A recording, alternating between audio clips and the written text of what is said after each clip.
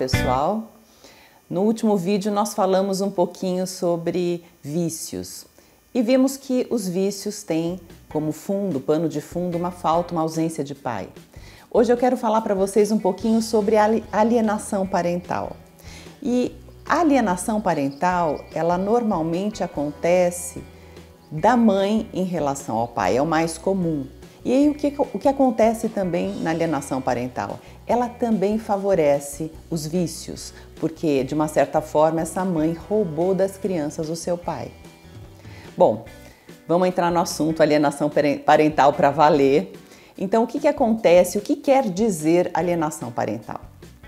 A gente fala de alienação parental quando um genitor exclui o outro ou quando talvez uma avó ou uma tia exclui até um dos genitores ou os dois. Eu vou dar um exemplo.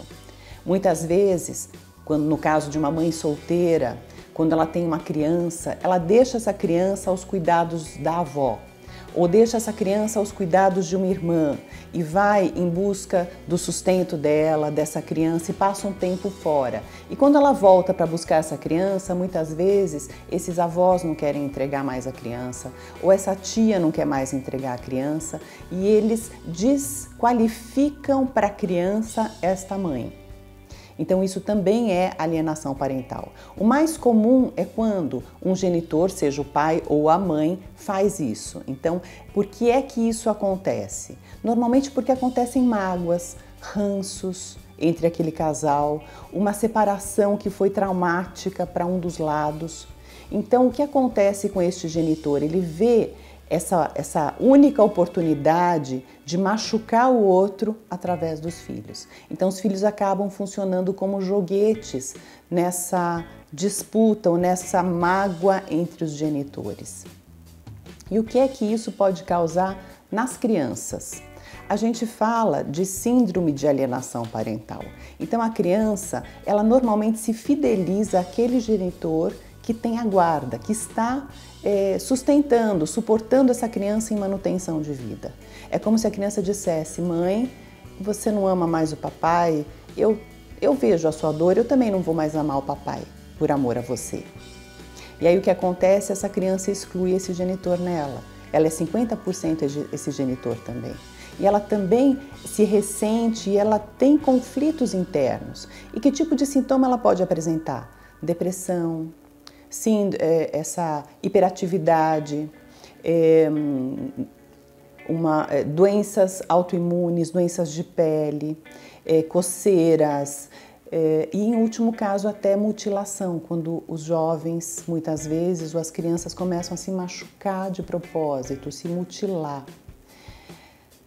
Bom, esse é o quadro que a gente vê. Mas o que é que se faz então quando, se de repente eu sou este genitor alienado? O que eu posso fazer neste lugar? E muitas vezes isso traz uma dor muito profunda. Eu atendi um rapaz, um homem, pai, e ele veio justamente fazer uma constelação porque ele estava sendo alienado.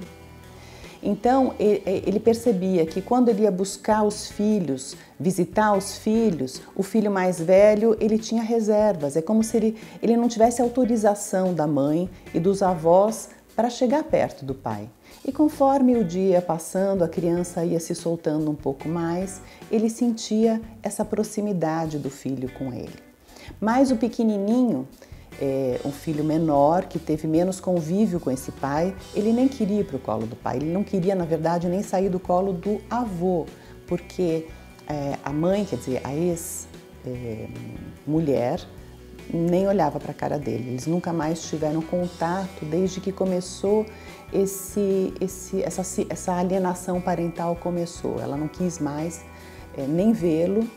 E para ele isso trouxe esse sofrimento muito grande, e dentro deste sofrimento também uma raiva muito grande por parte dele. Ele também tinha, quando ele olhava ou pensava nessa ex-mulher, muita raiva do que ela estava fazendo. Então a criança, o que ela sente? Esse confronto, esse conflito entre os genitores. E na verdade a criança ela não deveria ter que conhecer o ex-marido da mãe. E também não é da conta dela a ex-mulher do pai. Ela, dentro dela, o pai e a mãe estão sempre juntos. Ela é de pai e mãe, não de ex-cônjuge. E esse conflito fica na criança. E o que é que o genitor alienado pode fazer? O que ele veio me perguntar? Ele falou, Uli, como é que eu faço? O que eu faço? O que dá para eu fazer? E dentro do ponto de vista sistêmico, a solução ela digamos, de uma passividade ativa. Não dá para você ir confrontar, tirar, arrancar as crianças, mas o que é que você, genitor alienado ou genitora alienada, porque eu estou dando aqui o exemplo de pai, que é o mais comum, mas poderia ser uma mãe alienada. De repente esse pai tem um poder aquisitivo maior, ficou com a guarda desses filhos, manipula esses filhos contra essa mãe, poderia ser uma mãe nesse lugar. Então, qual é a opção que este genitor alienado tem? De uma espera ativa. E como é que funciona isso? Em primeiro lugar, olhando para essa criança e validando na criança os dois genitores, ou seja, quando eu olho para o meu filho, e o Bert Hellinger, que é o criador das constelações familiares, o que ele traz para a gente? Qual é o genitor que mais ama os filhos? É aquele que ama nos filhos o ex-cônjuge, que ama nos filhos o pai e a mãe destes filhos. E os filhos sentem isso, e eles se sentem validados nisso. E de que forma a gente pode fazer os filhos saberem disso? Digamos que nessa alienação parental, esse pai não consiga dizer para esse filho quanto ele ama ele. E mesmo porque o genitor alienante, muitas vezes ele nem divide informação com esse genitor alienado. Se tem uma festinha de Dia dos Pais na escola, ela não avisa que aquele dia é o dia da comemoração, que aquele pai deveria estar lá. E quando o filho chega e não encontra o seu pai, ela diz, você viu? Ele não liga para você. Ele já está em outra vida, ele não quer saber de você. Isso vai minando no filho. E o pai nem sabe o que está acontecendo. Então, todas essas sabotagens e morar longe do pai, mudar de cidade, levar as crianças junto, são artifícios que esse genitor cria para fazer essa alienação. E qual é a solução nesse caso, mais uma vez? É esse genitor alienado, ele não se colocar numa situação de vítima e cristalizar na vítima.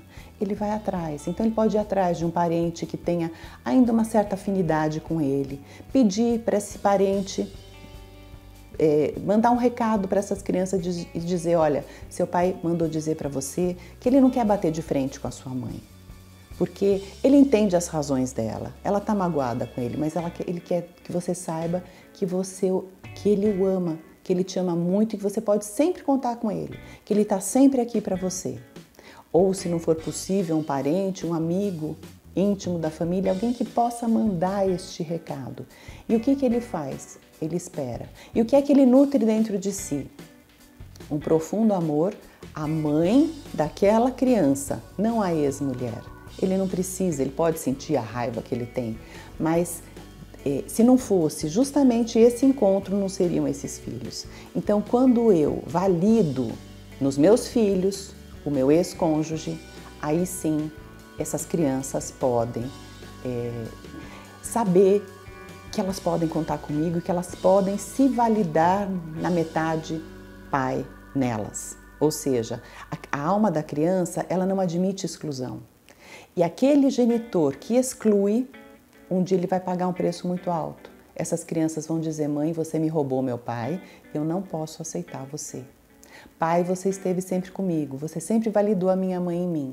É para você que eu olho, é em você que eu posso confiar. Então, pode levar um tempo, mas essas crianças voltam para esse genitor que tem esse olhar de reconciliação nos filhos deles dois. Ou seja, nos filhos, pai e mãe estão sempre juntos. E quem valida isso é que tem esse amor dos filhos.